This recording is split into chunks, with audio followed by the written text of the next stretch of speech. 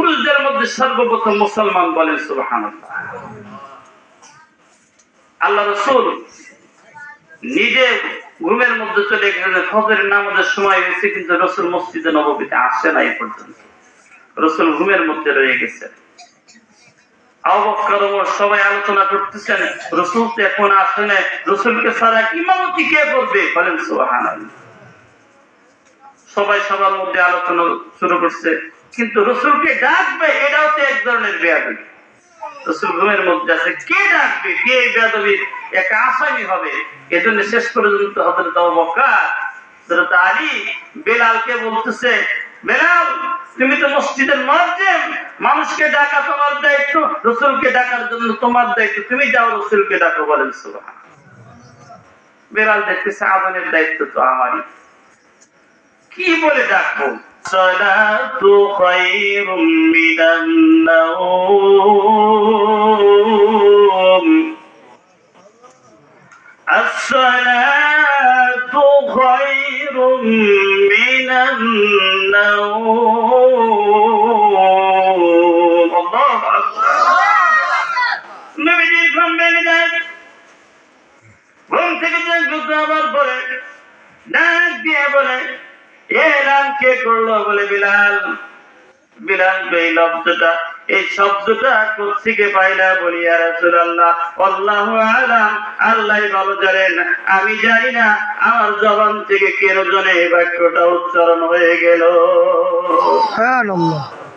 নবী আমার ডাকতে বলে, বিলাল এত সুন্দর বাক্য তোমার জবান দিয়ে উচ্চারণ হয়েছে, এটা উচ্চারণ হয় নাই, মহান আল্লাহ পাক রব্বুল আলামিন পছন্দ করে তোমার জবান দিয়ে এটা উচ্চারণ করিয়েছে।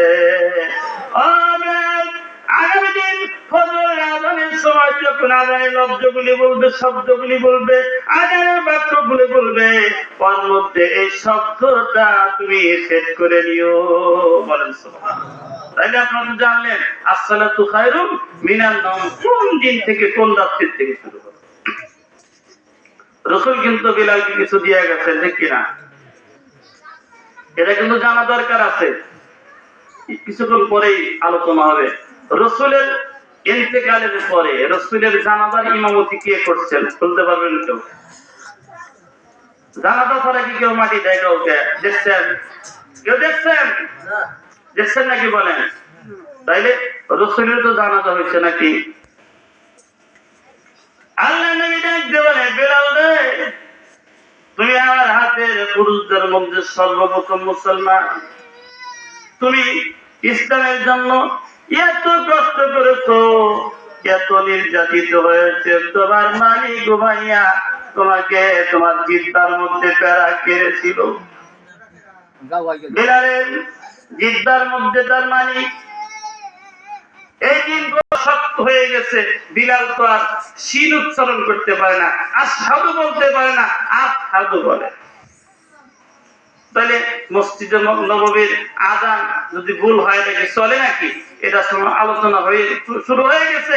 আল্লাহ নবীর দরবারে যখন এটা আবেদন করছে, আল্লাহ নবী সাহাবীদের পরামর্শে একটা নতুন মুয়াজ্জিমের নিয়োগ দিয়েছে। কি দিয়েছে?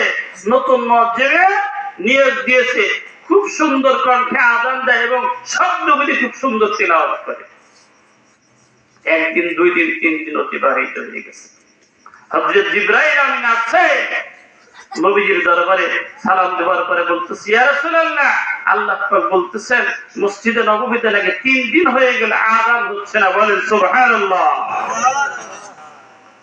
নবী আমার দিকে বলে, জিবরাইল কে বলছে আযান হয় না মসজিদে নববীর মধ্যে? মসজিদে নববীর মধ্যে আযান হয় আগের চাইতে আরো সুন্দর কণ্ঠে, একদম পরিষ্কার করে শুদ্ধ ভাষায় মসজিদে নববীতে আযান দেওয়া হয় বলে আল্লাহ পাক বলেছেন। মসজিদে নববীতে আযান হয় না। আল্লাহ নবী ডাক দিয়ে বলে, কে কোথায় আছো গো? আমার বেলাল রে খুঁজে বাইর করো। বেলাল যতক্ষণ না পর্যন্ত আযান না দিবে ততক্ষণ পর্যন্ত আসমানের মালিক আমার আল্লাহর আরশ পর্যন্ত আযানের আওয়াজ পৌঁছায় না। যেদিন বেলালকে মুয়াজ্জিনের দায়িত্ব থেকে যখন বাতিল ঘোষণা করা হলো, বেলালের কান্না থামানো যাইতেছে না। আল্লাহ রাসূল বলে, বিলাল তুমি কি জন্য কান্না করো? বলে, ওই দিন আপনি বলেছিলেন যে মসজিদের মুয়াজ্জিন যারা হবে কাল কিয়ামতের ময়দানে, হাসরের ময়দানে মুয়াজ্জিনদের কল্লা সবার উঁচায় থাকবে, গর্দানগুলি সব মানুষের চাইতে একটু আলাদা হবে, লম্বা হবে, ওগুলো বাঁচিয়ে বাঁচিয়ে তাদেরকে মুয়াজ্জিন হিসেবে জান্নাতে প্রবেশ পারমিশন দেওয়া হবে। বলেন সুবহানাল্লাহ। ইয়া রাসূলুল্লাহ, আমি যখন দুনিয়ায় মসজিদের মুয়াজ্জিন থেকে বাতিল হয়ে গেলাম, তাইলে তো কাল কিয়ামতের ময়দানে আমি বেলালের কল্লা ঘাড় বড় হবে না, আর আমাকে বাঁচিয়ে জান্নাতে দেওয়া হবে না, এই জন্য আমি কান্না করছি। সুবহানাল্লাহ। কিসের ভয়? আর আজকালকার ইমাম সাহেব মুয়াজ্জিনের ভয় হলো চাকরি গেছে বেতন পাওয়া যাবে না, এই ভয় ঠিক কিনা? এই বলে ইমাম মুয়াজ্জিন যারা আছে এদের সাথে খারাপ আচরণ করিয়েন না। ইমাম সাহেবের সাথে খারাপ আচরণ করবেন, আল্লাহ রাসূল বলেছেন আমার ইন্তেকালের পরে কিয়ামত পর্যন্ত আনেওয়ালা পুরো মানুষ যদি আমি রাসূলের চেহারাকে একটা নজরে দেখতে চাও, তাইলে কিয়ামত পর্যন্ত আনেওয়ালা ওলামায়ে কেরামের চেহারার দিকে নেক নজরে যদি তাকাইতে পারো, মনে করবে তুমি স্বয়ং আমি রাসূলকে দেখতেছো। বলেন সুবহানাল্লাহ। অথচ আজকে সেই ওলামায়ে কেরামদেরকে এই বাংলার জমিনে একজন নর্তকী, একজন ব্যবসাকে জামিন দেওয়া হয়, অথচ ওলামায়ে কেরামদেরকে জামিন দেওয়া হয় না, ঠিক কিনা? পরিমণির ইতিহাস জানেন না আপনারা? কিছুদিন পূর্বে মদের বার এটা সেটা নিয়ে আটক করা হয়েছিল, পরিমণির জামিন হয়ে গেছে। অথচ মাওলানা মামুনুল হক সাহেব, দিলওয়ার হোসেন সাইদিকে গ্রেফতার করা হয়েছিল, এরকম নির্যাতন তাদের করা হয়েছিল, হায়াত শেষ ইন্তেকাল করছে, কিন্তু নির্যাতনের শিকার হয়েছিল, ঠিক কিনা? তাইলে ওলামায়ে কেরামের সাথে কি আচরণ করা দরকার, কি আচরণ চলতেছে, এজন্যই আমাদের উপরে গজব আসতেছে। ইমাম সাহেব মোনাজাত করে, আল্লাহ এলাকার মানুষদেরকে হেদায়েত করো, এলাকার মা বোনদেরকে পর্দায় থাকার তৌফিক দাও, কিন্তু কবুল হইতেছে না। কেন হবে? এলাকার মানুষগুলোকে যেভাবে ইমাম সাহেবকে আলেমকে ইজ্জত করা যাবে সেভাবে ইজ্জত করতেছে। এই জন্য আল্লাহ রাসূল কি বলছেন, কিয়ামত পর্যন্ত আনেওয়ালা উম্মতদেরকে বলেছেন, আমাকে বলেছেন, আপনাকে বলেছেন, যদি কোন মানুষ রাসূলকে দেখতে চাও তাইলে সে ওলামায়ে কেরামের চেহারার দিকে নেক নজরে তাকিয়ে থাকো, তাহলে আমি রাসূলকে দেখা হবে। বলেন সুবহানাল্লাহ। যদি আমার সাথে মুসাফা করতে চাও, একজন আলেমের সাথে মুসাফা করো, তাহলে আমি রাসূলের সাথে মুসাফা করা হবে। বলেন সুবহানাল্লাহ। রাহমাতুল নবী এত সুন্দর আচরণ ছিল, এত সুন্দর ব্যবহার ছিল। রাহমাতুল নবী এই কোরআন তিলাওয়াত করছেন, খানায়ে কাবার পাশে বসে হজের মৌসুমে রাহমাতুল নবী কোরআনের তেলাওয়াত করতেছে। ওদিকে আবু জেহেল, আবু লাহাব, উতবা, সাইবা ওনারাও তো তেলাওয়াত শোনার পাগল ছিল। বলেন সুবহানাল্লাহ। একদিন আবু জেহেল, আবু লাহাব, উতবা, সাইবা সব লিডার একত্রিত হয়ে আইন পাস করছে, যারা রাত্রির অন্ধকারে বা যে কোনো সময় মুহাম্মদ আমিনের তেলাওয়াত শুনবে তাদের জন্য এই শাস্তির ব্যবস্থা হবে। বিকেল বেলা এলান করছে। আবু জেহেল চিন্তা করতেছে, রাত্রি গভীর হয়েছে, কেউ তো আজকে সোমবার দেবে না, নগদে তরুণ আইন পাস। এই সুযোগে আমি আবু জেহেল যে একটু তিলাওয়াত শুনে আসি, ইচ্ছা মতো একা একা শুনবো, কোনো মানুষের জ্ঞান নাই। বলেন সুবহানাল্লাহ। আমি আবু লাহাব একটু তেলাওয়াত শুনে আসি। বলেন সুবহানাল্লাহ। ওর তো চিন্তা করতেছে আজকে তো কেউ যাবেই না, এই সুযোগে একেবারে প্রাণ ভরে মুহাম্মদ আমিনের মুখের সেই তেলাওয়াত ইচ্ছা মতো আজকে একটু শুনবো। বলেন সুবহানাল্লাহ। গভীর রাত্রিতে নবীজির কামরার পাশে গাছের আড়ালে এদিক সেদিক যখন দাঁড়িয়ে দাঁড়িয়ে কোরআন তেলাওয়াত শুনতেছে, অন্ধকার রাত্রির মানুষ নড়াচড়া করে, শ্যামা নড়ে না? আবু জেহেল নড়ে, আবু লাহাব দেখে, আবু লাহাব নড়ে, উতবা দেখে, কি ব্যাপার, কেউ তো আসার কথা না আজকে রাত্রে। তারপরে শ্যামা দেখা যায়, নিকটে আস্তে আস্তে যায়, কে রে, তুমি কে রে? ৩-৪ জনে এক জায়গা থেকে সব নেতাগুলো হাজির হয়ে গেছে। বলেন সুবহানাল্লাহ। আবু জেহেল আর আবু লাহাব হজের মৌসুমে রহমতের নবী খানায় কাবার পাশে তেলাওয়াত করতেছে, আবু জেহেল আবু লাহাব বলতেছে যে তোমরা হজের জন্য যাইতেছো, খানায় কাবা তওয়াবের উদ্দেশ্যে যাইতেছো, কিন্তু আব্দুল্লাহর গোলাম মুহাম্মদ একটা পাগল জাদু মন্ত্র পাঠ করতেছে, খবরদার কেউ যেন সেই মন্ত্র শুনিও না। বলেন নাউজুবিল্লাহ। আমাদের ভিতরে একটা অভ্যাস আছে, যেটা নিষেধ করা হয় সেটার জন্য মন পাগল হয়ে যায়, ঠিক কিনা? ডায়াবেটিস রোগী যে একজন আছেন, নিষেধ করছে মিষ্টি খাওয়া যাবে না, সারা জীবন মিষ্টির এত লোভ ছিল না, যেদিনকার থেকে ডাক্তার নিষেধ করছে আজকে থেকে মিষ্টি খাওয়া যাবে, ওই দিন থেকে মিষ্টির লোভ হয়ে গেছে, ঠিক কিনা? যেটা নিষেধ সেটার আগ্রহ বেশি, ঠিক কিনা? একটু কথাবার্তা বলেন, নাকি ভালো লাগতেছে না, বুঝতেছেন না? তাইলে বলছে যে শুনলেই নাকি জাদুর পান, তাহলে না শুনলে তো আর চলে না। মানুষ শোনার জন্য আরো বেশি আগ্রহ পয়দা হয়ে গেছে। যতগুলি মানুষ মক্কা খানায় কাবা তওয়াবের উদ্দেশ্যে গিয়েছিলেন, প্রত্যেকটা মানুষ রহমতের নবীর তেলাওয়াত শোনার জন্য নবীজির চতুর্পাশে মানুষের ঘেরাও ভিড় হয়ে গেছে। বলেন সুবহানাল্লাহ। ও ভাই, আমরা জানি যে মানুষটা পাগল হয়, সে মানুষের চুলগুলো এলোমেলো থাকে, পোশাক গুলি নোংরা অবস্থার মধ্যে থাকে, মনে হয় সে যেন কোনোদিন ডুব দেয় না, সে যেন মাথার মধ্যে কোনোদিন চিরুনি লাগায় না, মাথায় তেল মাখে না, পোশাক গুলো এরকম নোংরা থাকে, চুল গুলি এলোমেলো থাকে, কিন্তু এত সুন্দর মাথার কেশ, এত সুন্দর তার চেহারা, এত সুন্দর পরিষ্কার তার পোশাক, আর যেই তেলাওয়াত করতেছে এত সুন্দর তেলাওয়াত না জানি আসমান থেকে কিছু নাযিল হইতেছে। বলেন সুবহানাল্লাহ। একে আরেকজনের সাথে আলোচনা করে, আর প্রত্যেকটা মানুষ যখন আলোচনা শুরু করে দিয়েছে, একজন আরেকজনের মধ্যে আলোচনা করে, বাইরে ওই যে রাস্তার মধ্যে নেতাজি আবু জেহেল আবু লাহাব সাহেবা বলেছিল যে একটা পাগল, এ মানুষটা পাগল না, শুনেছে আখেরি জামানার পয়গম্বর একজন আবির্ভাব হয়েছে, আখেরি জামানার নবী যাকে আল্লাহ রব্বুল আলামিন প্রেরণ করে দিয়েছে, তার উপরে কোরআন নাযিল হয়েছে, এটাও শুনেছি। এটা আল্লাহ পাকের নবী, আর এটা আসমানি কিতাব, সেই কোরআন ছাড়া আর কিছু হতে পারে না।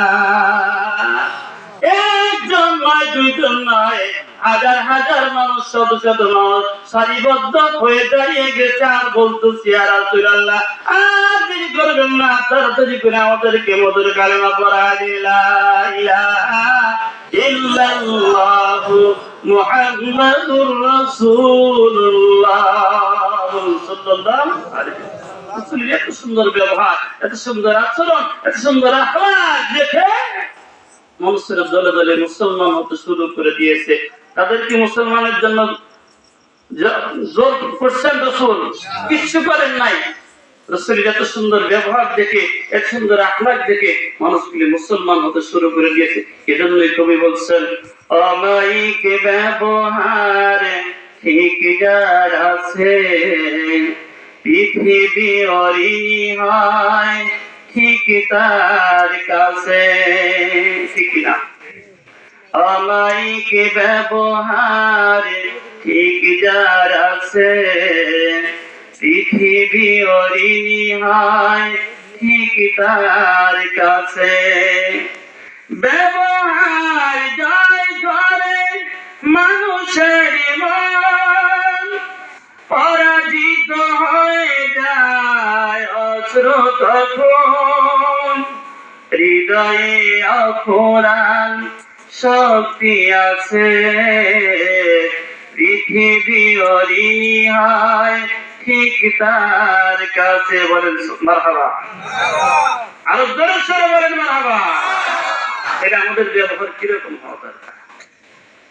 আপনাদের চয়ের লোকের একটু প্রশংসা না করলে আর চলে না। সেখানে উঠছিলাম, একজন পেশনদারকে জিজ্ঞাসা করলাম, ভাই ভাড়া কয় টাকা? 15 টাকা দিচ্ছি। আমরা দুইজন আছি, 100 টাকার নোট দিছি। বলে ভাই ভাড়া রাখেন। সেলুর মালিক এত সুন্দর ব্যবহার, দোয়া করা না গেলে বয়ান নিয়ে আসছি, আপনার আলেম মানুষ আসলে রাখাটা কেমন হয়? 20 টাকা রাখলাম, কিছু পকেট রাখলাম। বলেন সুবহানাল্লাহ। ওই লোকটার কি দোয়ার জন্য দরখাস্ত করা লাগছে? ওখানে আজকেই মনটা পরিবর্তন হয়ে গেছে, আসলে ওগুলির ব্যবহার ভালো।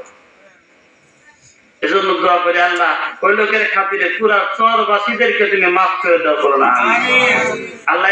বাড়ি মানুষ যারা এখানে বসে আছে, আমি গুনাহগারের মুখের কথা বলি, তারা মহব্বতের সাথে শুনতেছে, আল্লাহ এদেরকে মাফ করে দাও। এদের বাবা মা দাদা দাদি যারা দুনিয়া ছেড়ে চলে গেছে, সকলের কবরগুলিকে জান্নাত বানায় দাও, বলো না আমিন। খেয়াল আছে কি বলতে চাইছিলাম, যে হযরত বেলালকে রাসূল আমার শেষ সময়ে আমি তোমাকে কিছু দিতে চাই, তোমাকে কিছু দিতে চাই। বেলাল তুমি কি চাও বলো। এই সুযোগ যদি আমি পাইতাম, আরে ইমাম সাহেব যদি পাইতো, আমি বক্তাও যদি পাইতাম, করে নেই রাসূলুল্লাহ আড়াই কেজি স্বর্ণ দিয়ে দাম, বেশি চাইলেন না, আড়াই কেজি স্বর্ণ আর কিছু দরকার আছে, এক ভরির দাম 1 লক্ষ টাকা। স্বর্ণ কি কেউ কিনছিলার মধ্যে আমি দেখিনি নাই, তবে শুনি লক্ষ টাকা বলে ভরি হয়ে গেছে। আড়াই কেজি স্বর্ণ কিন্তু 1 ভরি হবো, অনেক ভরি, সারা জীবন বৈশাখ হলেও টাকা পুরাবে না। কিন্তু হযরত বেলাল কি চাইলেন দেখেন,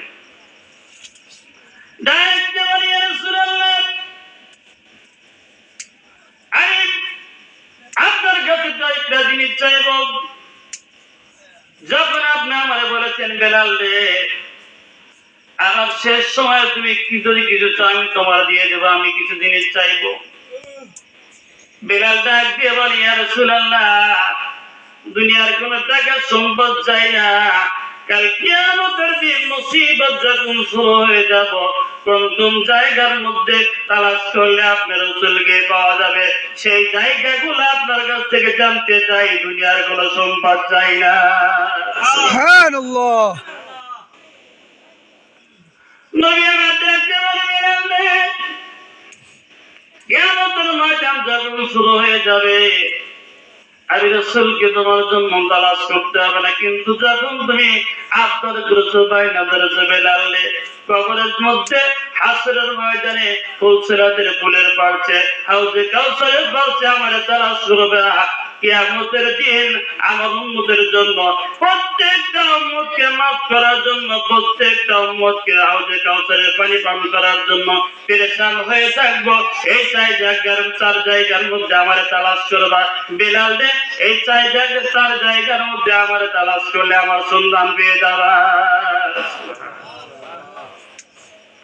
নবীজির ইন্তেকালের পরে হযরত বেলাল আর থাকলেন না, তো জানাজা কি ছিল দরকার আছে তো নাকি, হযরত বেলাল আর থাকলেন না, বেলাল চলে গেলেন। কিন্তু কথাটা আর একটা রয়ে গেছে, কোনটা? ওই যে রহমতের নবী মৃত্যুর আগে গভীর রাত্রিতে মোনাজাতের মধ্যে কান্না করতে চাইলেন, মাবুদ আমাকে তুমি আখেরি জামানার পয়গম্বর বানাইছো, সবচাইতে উত্তম জান্নাত তুমি আমাকে দান করবে, আমার জন্য জান্নাতটাকে তুমি আলাদা করে তৈরি করে রেখে দিয়েছো। আল্লাহ এত দামি জান্নাত তুমি আমারে দান করেছো, এত দামি জান্নাতের মধ্যে আমি থাকবো, কিন্তু আমার বাবা আমার মা অমুসলিম হয়ে ইন্তেকাল করেছে, আমার মা দোজখের মধ্যে থাকবে, কারণ তুমি নিজেই বলেছো মুসলমান বেঁচে রেখে ইমানদার ছাড়া কোনো মানুষকে তুমি জান্নাতের পারমিশন দিবে না। আমার বাবা মুসলমান হওয়ার জন্য সুযোগ পায় নাই, আমার মা মুসলমান হওয়ার জন্য সুযোগ পায় নাই, তাইলে তোমার আইন অনুসারে আমার মা আমিনা জাহান্নামের মধ্যে থাকবে, আমার বাবা আব্দুল্লাহ জাহান্নামের মধ্যে থাকবে। আমার বাবাকে জাহান্নামের মধ্যে রাখিয়া মাকে জান্নাতের মধ্যে রাখিয়া যত দাবি যত বড় জান্নাত তুমি আমাকে যাও না কেন, বাবা মা জাহান্নামের মধ্যে থাকবে, আমি সন্তান তোমার দোস্ত জান্নাতের মধ্যে থেকে শান্তি পাবো না। কতদিন পূর্বে মা মারা গেছে, বাবা মারা গেছে, কিন্তু রহমতের নবী রাত্রি গভীর হয়ে গেছে, মায়ের কথা কি বলতে পারে না। যারা মৃত্যু হয়ে গেছে, মুরব্বী আপনার বাবা বেঁচে আছে, এই আপনার বাবা বেঁচে আছে, মা বেঁচে আছে, রাত্রি যখন গভীর হয় আপনার সন্তান বা আপনার নাতি পুতিকে যখন আদর পান, আপনার বাবার কথা কি মনে হয়? আপনার মায়ের কথা মনে হয়? বাবা মরে গেছে অনেক দিন আগে, মা মরে গেছে অনেক দিন আগে, বাবার কথা মনে হয় না, মায়ের কথাও মনে হয় না? হাত তুলে দেখান। মনে হয় কার কার হাত তুলে দেখেন, তাদের কথা মনে হয়। আপনাদের কাছে একটা আবদার থাকবো, সেই বাবার কবরে শান্তির জন্য, মায়ের কবরে মুক্তির জন্য আপনারা হাত নামান। রহমতের নবী কান্না করতেছে, আল্লাহ এত দামি জান্নাত তুমি আমাকে দিবে, এত সুন্দর জান্নাত আমাকে দিবে, কিন্তু আমার মা তো জাহান্নামে থাকবে। আমি এত বড় জান্নাত, এত দামি জান্নাতে শান্তি পাবো না। আগে তুমি আমার বাবার জন্য, মায়ের জন্য একটা ব্যবস্থা করো। রহমতের নবী মায়ের জন্য, বাবার জন্য পেরেশান। আল্লাহ বিনিময়ে আমাকে কি করতে হবে আমি প্রস্তুত আছি, কিন্তু আমার বাবা মা শান্তি পেয়ে বলেন। আল্লাহ নবী যদি শান্তি চায়, আপনারা মা বাবার শান্তি চান কিনা বলেন? আমার আলোচনা যে মা বা যে বোন শুনতেছেন, অনেকের বাবা, অনেকের মা, অনেকের সন্তান দুনিয়া ছেড়ে চলে গেছে। যারা মায়ের শান্তি চান কবরে, বাবার কবরে শান্তি চান, সন্তানের কবরে শান্তি চান, তাদের কাছে আমার দাবি থাকবে, আল্লাহ রাস্তায় এই যে মসজিদ, বয়রাবাড়ি মসজিদটা, আপনার এটা কার ঘর? কার ঘর? খানায় কাবা কার ঘর? খানায় কাবার একটা অংশ হচ্ছে এই বয়রাবাড়ি মসজিদটা। বলে সুবহানাল্লাহ। হযরত ইব্রাহিম আলাইহিস সালাম যখন খানায় কাবা পুনর্নির্মাণ করলেন, নির্মাণের পরে অল্প কিছু বালি বাদ ছিল। তারপরে আল্লাহ ইব্রাহিমের মারফতে জানাইলেন যে ইব্রাহিম আলাইহিস সালামকে বলো এই বালুগুলিকে ঠিক দিতে, ঢেল দিতে, এই বালুগুলিকে সারা বিশ্বের মধ্যে, সারা পৃথিবীর মধ্যে ছড়াই দিতে। ইব্রাহিম আলাইহিস সালামকে আশ্চর্য কথা, ঢেল দিয়ে কত হানি দেওয়া যায়? নদীর পাশে দাঁড়াইয়া যার শক্তি বেশি, ঢেল দিয়ে না 100 গজ দূরে দিতে পারবেন, তার থেকে বেশি পারবেন? এটাই তো সম্ভব না। নদীর গান্ডার দাঁড়ায় কি বেদিবা পর্যন্ত দেওয়া করবেন কেউ? তাইলে পৃথিবীর খানায় কাবা থেকে সারা পৃথিবীর এরিয়া বা বাংলাদেশের এরিয়াকে একটা কমব। আপনাদের বয়রাবাড়ি স্তর আর বেরিবাগ আর মক্কা শরীফ আর বয়রাবাড়ি স্তর বেশি হবে কোনটা? হ্যাঁ, আচ্ছা বেশি হবে কোনটা? মক্কা শরীফ আর বয়রাবাড়ি স্তর, এটা ধরে না? তাহলে কিভাবে সম্ভব? এ প্রশ্ন আছে কিনা? ইব্রাহিম আলাইহিস সালাম পেরেশান, কিভাবে সারা পৃথিবীর মধ্যে ছড়িয়ে দিব? আল্লাহ বলে ইব্রাহিমকে বলো তার কাজ হলো ছড়িয়ে দেওয়া, সারা পৃথিবীর আমার যেখানে পৌঁছে দেওয়ার দায়িত্ব আমি আল্লাহ পাকের। বলেন সুবহানাল্লাহ।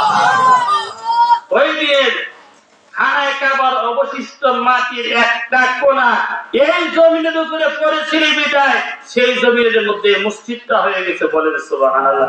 এখানে নামাজ পড়বেন, মনে করবেন খানায় কাবার মধ্যে আপনি নামাজ পড়তেছেন। বলেন সুবহানাল্লাহ। সমস্ত মসজিদ গুলিকে জান্নাতে যাওয়ার জন্য পারমিশন দিয়ে দিবেন। বয়রাবাড়ি মসজিদটা মানুষের মতো জবান খুলে কথা বলতে থাকবে। বলেন সুবহানাল্লাহ।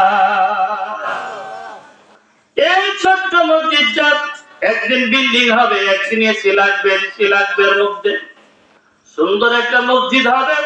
কিন্তু আজকে তো একটা টিনের ঘর, ইমাম সাহেবের বেতনের জন্য বা মুসলিম সাহেবের বেতনের জন্য, মসজিদে একটা ঝাড়ু কেনার জন্য, মসজিদ পরিষ্কারের জন্য, যে কোনো দিক দিয়ে আপনি 1 টাকা 10 টাকা একটা ইট, এক মুষ্টি বালু সহযোগিতা করবেন। ওই যে কাল কিয়ামতের আগে মসজিদটা বিল্ডিং হবে, বিশাল বিল্ডিং, 100 তলা বিল্ডিং হবে। ওই 100 তলা বিল্ডিংটা জান্নাতের পারমিশন পেয়ে যাবে। এই বিল্ডিংটা বয়রাবাড়ি মসজিদটা আল্লাহ পাকের আদালতে বলবে, আল্লাহ আমি তো সর্বপ্রথমে ছোট্ট একটা ঘর ছিলাম, আমার পিছনে এই বয়রাবাড়ির গরিব মেহনতি মানুষগুলি আমার পিছনে মেহনত করেছে, গরিব অসহায় দুঃখী মানুষগুলি, মা বোনগুলি আমার সহযোগিতা করেছিল। মসজিদে আছে নাই, কিন্তু পর্দার আলের মায়েরা, পর্দার আলের বোনেরা আমার জন্য সহযোগিতা করেছে, আমি মসজিদের সহযোগিতা করেছে। যতক্ষণ না পর্যন্ত এদেরকে আমি মসজিদের মধ্যে প্রবেশের অনুমতি না দিবে, আমার জন্য জান্নাতের ফয়সালা করেছো, জান্নাতের পারমিশন দিয়েছো, ঠিক আছে, কিন্তু যে সমস্ত মানুষগুলি এই মসজিদ তৈরি থেকে নিয়ে আজ পর্যন্ত সহযোগিতা করেছে, টাকা দিয়ে, বুদ্ধি দিয়ে, যে কোনো দিক দিয়ে সহযোগিতা করেছে, এতগুলি মানুষকে আমার ভিতরে না দেওয়া পর্যন্ত এদেরকে ছাড়া আমি বয়রাবাড়ি মসজিদ জান্নাতে প্রবেশ করবো না। তাইলে মসজিদের পক্ষে থাকা দরকার আছে কিনা। আজকে যেটা এলাকার আশেপাশে এলাকার সব মসজিদ গুলা বিল্ডিং হয়েছে ঠিক কিনা। আপনারা গরিব মানুষ, ঠিক আছে বুঝলাম,